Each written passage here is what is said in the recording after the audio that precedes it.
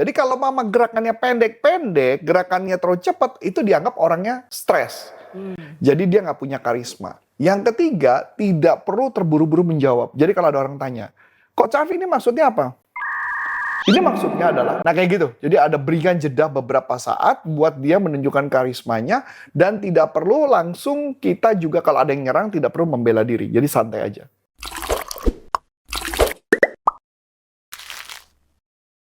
Nah, sahabat sales, kali ini kita mau bahas buku dari Olivia Fox-Cabane tentang The Charisma Myth. Bagaimana karisma itu sebenarnya bisa dipelajari gitu ya, bukan hanya bakat bawaan.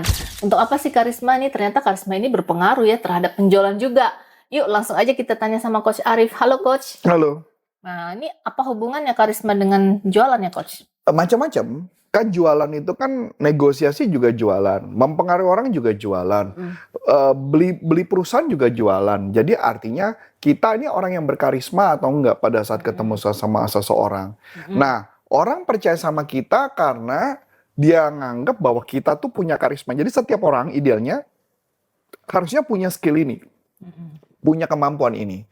Jadi ini yang kita bahas lebih dalam. Jadi gini, siapapun yang jualan, kalau misalkan contoh ya, bahkan ya, seseorang yang jabatannya mungkin bukan nggak ada gelar manajer atau GM, tapi kalau dia berkarisma, orang akan percaya sama dia. Orang akan mau deal sama dia, bisnis sama dia. Dia nganggap, oh this is business owner, atau ini bisa mutusin. Kayak gitu loh, Bu. Nah, jadi kata kuncinya ini adalah di sini. Yang pertama adalah, di dalam buku ini dibahas tentang present. Present itu artinya kehadiran penuh. Jadi kalau orang kehadiran penuh, ketika kita ngobrol, kita ngeliat orangnya nggak? Eye contact. Bukan hanya eye contact. Tapi bahkan semua kata-kata yang dia sampaikan, kita masih ingat dan melakukan paraphrasing. Bukan kayak bengong, diem, nah kayak gitu. Nah, itu yang membuat orang, jadi dia merasa dia tuh nggak hadir. Jadi orang yang ngomong kayak ngomong sendiri. Nggak hadir, minimal dia akan ngomong paraphrasing, dia ulangin kata-katanya, itu menunjukkan bahwa dia interest sama orang itu. Nah, yang kedua di bagian ini yang mesti dibaca dalam teknik ini adalah present itu benar-benar hadir sehadir-hadirnya tentang orang itu. Itu dulu yang paling gampang. Yang kedua adalah dia punya otoritas, punya power. Nah, ciri-ciri orang punya power adalah gerakannya lambat dan terkendali. Jadi maksud gerakannya tuh nggak kayak sporadis, tapi gerakannya menurut Bu Ana, apa yang tadi disampaikan. Jadi pede. Gitu ya. Jadi kalau mama gerakannya pendek-pendek, gerakannya terlalu cepat, itu dianggap orangnya stres. Jadi dia nggak punya karisma. Yang ketiga, tidak perlu terburu-buru menjawab. Jadi kalau ada orang tanya, Coach Arfi ini maksudnya apa? Ini maksudnya adalah, nah kayak gitu. Jadi ada berikan jeda beberapa saat buat dia menunjukkan karismanya dan tidak perlu langsung kita juga kalau ada yang nyerang tidak perlu membela diri. Jadi santai aja. Santai ketika diserang gitu ya. Bahkan saya ambil contoh yang paling gampang ini. Kan gubernur New York yang baru, itu siapa namanya? Zoran? Kalau nggak salah Zoran atau siapa gitu ya. Itu ditanya wartawan. Persis sebelahnya Donald Trump. Dia tanya, apakah Donald Trump itu rasis atau fasis gitu ya? Dengan santainya dia berusaha menjawab diplomat di Zoran, terus kemudian si Donald Trump bilang, nggak, kamu jawab aja iya, nggak usah pusing. Saya nggak peduli orang mau ngomong apa tentang saya. So dia pede. Kalau orang nggak pede kan dia berusaha menutup-nutupi, membela diri. Itu saya nonton tuh konten itu hari ini, Bu. Dia begitu pede dengan santai, dia senyum dan sebagainya. Nah, itu kata kunci orang yang punya power. Dia nggak pernah merasa takut, dia nggak pernah takut dia diserang atau apapun, nggak, disantai aja. Nah itu ya, 2. Yang ketiga, hangat. Hangat itu berarti senyum, keterbukaan emosi, akrab dan sebagainya. Dan yang paling sedikit adalah ada yang menarik. Ini saya perhatikan kayak Bill Clinton kalau berbicara, bukan Bill Clinton, Obama. Kalau berbicara kepalanya miring sedikit. Rupanya seluruh presiden Amerika untuk menunjukkan kesannya hangat, dia perlu miring sedikit, Bu. Jadi misalkan ngobrol, kepalanya nggak gini tapi miring sedikit. Ini menunjukkan bahwa hangat. Lucu ya, cuman geser dikit hangat. Nah kemudian ada suaranya hangat. Ya, senang sekali saya ketemu dengan Anda. Kalau saya senang sekali ketemu Anda, basa-basi, nggak ada hangatnya. Nah, itu karisma yang diciptakan oleh teknik kalau kita pelajari, kita badani, kita jalani, itu akan jadi berbeda, Bu. Begitu gambarannya.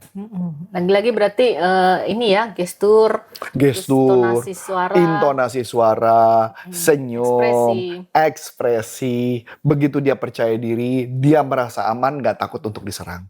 Berarti teman sales yang seperti itu rasanya hangat ya? Hangat, Customer ya? betul. Biasanya kalau saya sih mengatakan tergantung dia levelnya ya. Kalau dia level semakin tinggi, dia akan semakin tenang. Itu yang dibahas dalam buku ini, Bu. Oh, oke. Kalau dia ada semangatnya gimana, Coach? Semangat nggak apa-apa. Kayak Donald Trump juga semangat. Tapi ketika dia ngomong, dia firm. Dia nggak langsung jawab. Misalnya ditanya, bagaimana pandangan Anda melakukan ini? Yang saya lakukan adalah nunjukin powernya. Itu kata kuncinya gitu, Bu.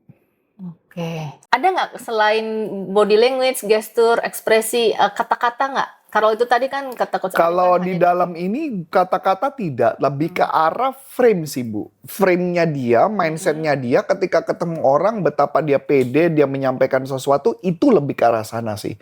Jadi mindset-nya yang lebih ditonjolkan, bukan kata-kata. Dan kalau diperhatikan juga, mereka ketika berbicara hampir tidak ada jeda dan tidak ada padding. Padding itu kayak Oh, oke. kalau Ibu Ana perhatikan, saya setiap berbicara tidak pernah ada kata bukan berarti saya nggak ada tapi lebih tepatnya adalah setiap mau saya diem. Lebih baik diem. Ketika saya diem, itu menjadi kelihatannya lebih berwibawa dibandingkan saya ngomong Padahal sedang mikir ya. sedang mikir sambil ngomong malah jadi hasilnya nggak bagus. Oke. Itu buku itu yang bahasanya tentang itu.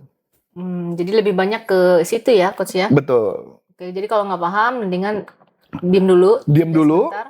cerah sebentar, baru kita jawab. Oke. Dan yang penting aman ya. Jangan pernah nggak merasa aman. Nggak perlu nyerang balik juga nggak perlu. Apalagi kan kalau di Amerika kan pasti wartawan nyerang balik kan ya. Nah itu karisma yang dibuat. Bagaimana cara karisma yang diciptakan oleh kita menyampaikan sesuatu dengan pede, santai, dan luar biasa. Itu Ternyata gambarannya. ini diperlukan juga ya untuk seorang sales ya, Coach. Bukan hanya sales, tadi saya bilang CEO bisnis, pebisnis, dan sebagainya. Itu penting banget, Bu. Ya. Oke, sahabat sales, ternyata karisma ini selain bisa dimiliki oleh level C, ternyata kita juga sebagai sahabat sales tuh bisa gitu ya, memiliki yang penting kita firm, kita pede pada saat kita mempromosikan produk kita. Oke, sahabat sales, sampai jumpa lagi dengan buku-buku tentang selling menarik lainnya di YouTube channel kita. Dan kalau ada pertanyaan dari sahabat sales seputar topik kita kali ini, yuk langsung aja dilayangkan supaya YouTube channel kita ini semakin bertumbuh. Dengan saya Namilani Dan saya Coach Antoni Syarif mengucapkan terima kasih. Sukses buat Anda. Sampai jumpa. Banyak ide, omset melejit.